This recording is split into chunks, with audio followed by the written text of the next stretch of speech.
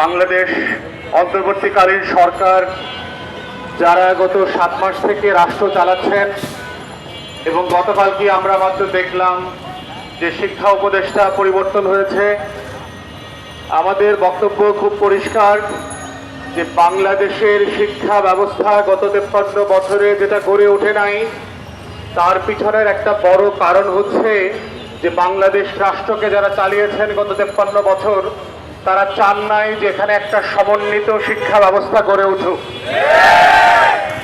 তারা কখনো চান নাই যে সকল ব্যক্তিরা এখানে রাজনীতি করেন সেই সকল রাজনীতিবিদ, নেতা কর্মীদের ছেলেমেয়েরা কেউ এই বাংলাদেশে পড়ে না, পড়লেও তারা ইংরেজি মিডিয়ামে পড়েন এবং পড়ে তারা দেশের বাইরে চলে যান। অতএব বাংলাদেশ রাষ্ট্র যারা পরিচালনা করছেন, রাজনৈতিক দলের নেতারা এবং প্রজাতন্ত্রের কর্মচারীরা, তারা পরিকল্পিতভাবে এই দেশের তৃণমূলের যে শিক্ষা ব্যবস্থা আছে, যারা গ্রামে গ্রামে, পথে প্রান্তরে, চরে, মহল্লাতে মহল্লাতে আমাদের দেশের লক্ষ লক্ষ কোটি কোটি তরুণ তরুণীকে শিক্ষিত করেন, সরেয়া সরেয়া ক খ শিখান, সেই মানুষগুলোর প্রতি যে ন্যূনতম শ্রদ্ধা মমতা বোধ থাকার কথা ছিল, গত 53 বছরে আমরা সেই শ্রদ্ধা এবং মায়া মমতা দেখি নাই।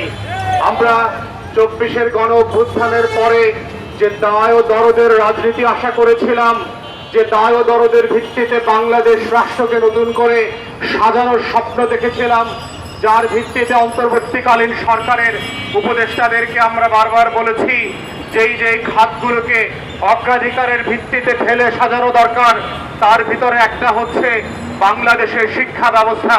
কিন্তু আমরা দুঃখজনকভাবে দেখেছি গত 6-7 মাস থেকে বিভিন্ন সেক্টরের শিক্ষকরা, শিক্ষিকারা, কর্মকর্তা কর্মচারীরা, প্রতিষ্ঠান যারা চালাচ্ছেন, তারা এসে সপ্তাহের পর সপ্তাহ, দিনের পর দিন প্রেস ক্লাবের সামনে শাহবাগে আন্দোলন করছেন, তারপরে মানববন্ধন করছেন, স্মারকলিপি দিচ্ছেন, কিন্তু আমরা দেখতে পাচ্ছি তাদের দাবিগুলোকে ন্যায্যতার সাথে বিবেচনা করবার কোনো ন্যায়সঙ্গত উদ্যোগ গত 7 মাসে এখনো নেওয়া হয়নি।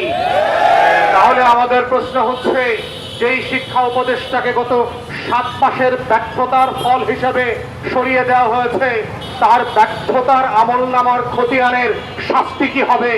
বাংলাদেশ সরকারের পক্ষ থেকে বলতে হবে, গণ অভ্যুত্থানের রক্তস্নাত অন্তর্বর্তীকালীন সরকারের দায়িত্ব নেবার পরে 7 মাসে সে কি করেছে আর কি করতে পারে নাই, তার এই ব্যর্থতার জন্য তাকে জবাবদিহিতা করতে হবে, জাতির কাছে ক্ষমা চাইতে হবে। বারে বারে কেন আমাদের হাজার হাজার লক্ষ লক্ষ শিক্ষকদেরকে এসে শাহবাগে মিছিল করতে হয়, পুলিশের পিটুনি আর কাঁদানে গ্যাস খেতে হয়, দিনের পর দিন, রাতের পর রাত, রমজান মাসে কেন ইফতার আর তারাবি বাদ দিয়ে এসে প্রেস ক্লাবের সামনে বসে থাকতে হয় পরিবারকে বাদ দিয়ে? এটা কোনো ন্যায্যতার ভিত্তিতে হতে পারে না। 24-এর গণ অভ্যুত্থান এই কারণে হয় নাই। যারা শিক্ষা মন্ত্রণালয় চালাচ্ছেন সেই সকল আমলাদেরকে বলছি, কেন আপনাদের ভিতরে দায় ও দরদের এই আবদার এবং মমত্ববোধ এখনো তৈরি হয় নাই? কেন আপনাদের স্বভাব চরিত খাইস্তাদ এখনো পরিবর্তন হচ্ছে না? কেন আপনাদের ডেলিগেশন টিম এখানে আসে না, কথা বলে না, অথবা শিক্ষক নেতৃবৃন্দকে নিয়ে মিটিং করছে না? কেন সপ্তাহের পর সপ্তাহ বসে একটা দাবি এবং ন্যায্যতার কথা বলতে হবে? এটা নতুন বাংলাদেশের চিত্র বলে আমরা কখনো আশা করি নাই। নতুন উপদেষ্টা যিনি এসছেন, আপনার সাহেবকে আমরা বলছি, আপনারা এই ন্যায্যতার ভিত্তিতে সকল শ্রেণীর এবং সেক্টরের যে শিক্ষক শিক্ষিকা, স্কুল কলেজ বিশ্ববিদ্যালয়ের যে দাবিগুলো আছে সেগুলো নিয়ে আপনারা বসেন, সমন্বিত পরিকল্পনা করেন, দফায় দফায় বিভিন্ন রাজনৈতিক দলের গ্রুপিং এর রাজনীতি থেকে শিক্ষকদেরকে এবং শিক্ষা প্রতিষ্ঠানকে বের করে নিয়ে আসেন, ন্যায্যতার ভিত্তিতে সমাধান করেন। কোন রাজনীতির মধ্য দিয়ে শিক্ষক আর শিক্ষা প্রতিষ্ঠানকে দেখলে বাংলাদেশ রাষ্ট্রের শিক্ষা ব্যবস্থা যেভাবে তুমড়ে মুচড়ে পড়ে গেছে সেটা আর ফিরে আসবে না। তাই আমরা শিক্ষা উপদেষ্টাকে বলছি, আমলাদেরকে বলছি, যারা গণপ্রজাতন্ত্রী বাংলাদেশ সরকারের বর্তমান নীতি নির্ধারণী দায়িত্ব পালন করছেন, বাংলাদেশের শিক্ষা ব্যবস্থাকে ঢেলে সাজানোর, বিরাজনীতিকরণ করবার একটা মোক্ষম সময় এখন এসেছে। তাই আপনারা রাজনৈতিক দলের শিক্ষক কর্মকর্তা কর্মচারীদেরকে লেন্সে লেন্সে ভাগ করে আলাদা আলাদা গ্রুপিং এর মিটিং না করে সমন্বিত উদ্যোগ নেন। আমাদের শিক্ষা প্রতিষ্ঠানগুলোর সমস্যা কোথায় শিক্ষকরা কেন ন্যূনতম মজুরি পাচ্ছে না, চিকিৎসা ভাতা পাচ্ছে না, ঈদের বোনাস পাচ্ছে না, এমপিও ভুক্ত হতে পারছে না? 10 বছর হয়ে গেছে, 15 বছর হয়ে গেছে, 20 বছর হয়ে গেছে। কোন কোন শিক্ষক আমাকে বলেছেন 26 বছর ধরে বেতন পান না। এইটা বাংলাদেশ রাষ্ট্র হতে পারে না। এই দেশ লুটপাট করবার জন্য তো কারো অনুমতি নিতে হয় নাই। হাজার হাজার টাকা বাংলাদেশ থেকে লুটপাট হয়ে গেছে এবং এখনো আমলারা লুটপাট করছে। এখনো বিভিন্ন সেক্টরের সরকারি কর্মকর্তা কর্মচারীরা লুটপাট চালিয়ে যাচ্ছে। তাহলে কেন 26 বছর ধরে এমপিও ভুক্ত না হওয়া, 26 বছর ধরে বেতন বোনাস না পাওয়ার যে শিক্ষক শিক্ষিকা পেশাজীবীরা রয়েছে তাদের সাথে ন্যায্যতার ভিত্তিতে আপনারা বসছেন না কেন, আলাপ করছেন না কেন? কিসের কারণে আপনারা আটকে গেছেন সেটাও তো বলতে হবে।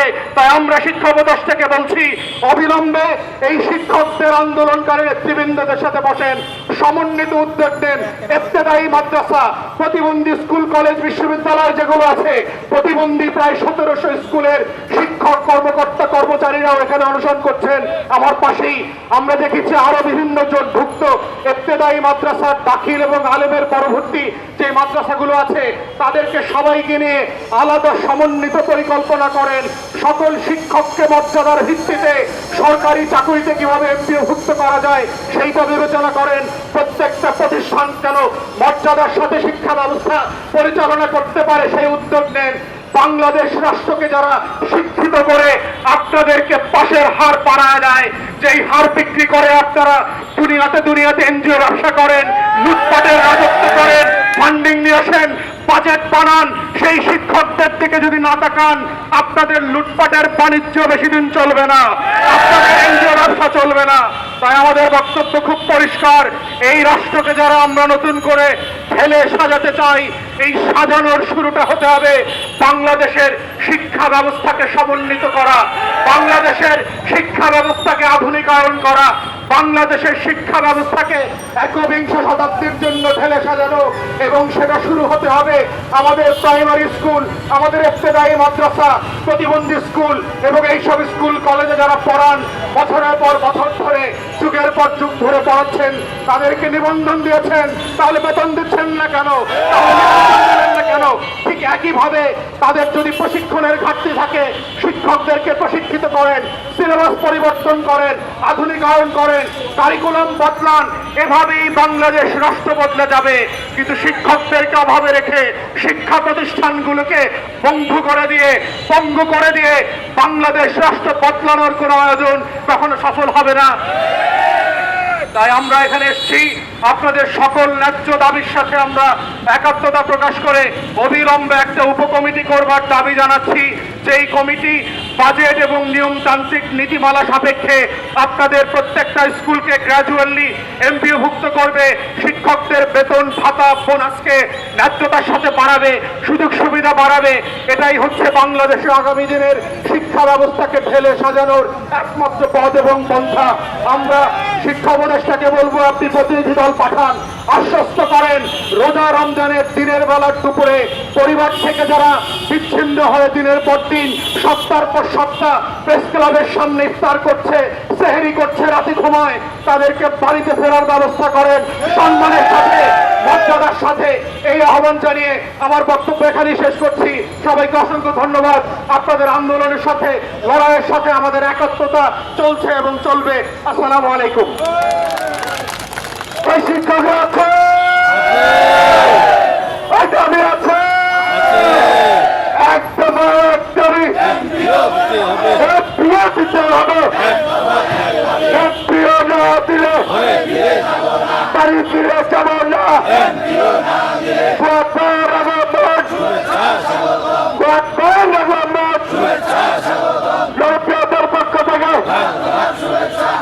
থেকে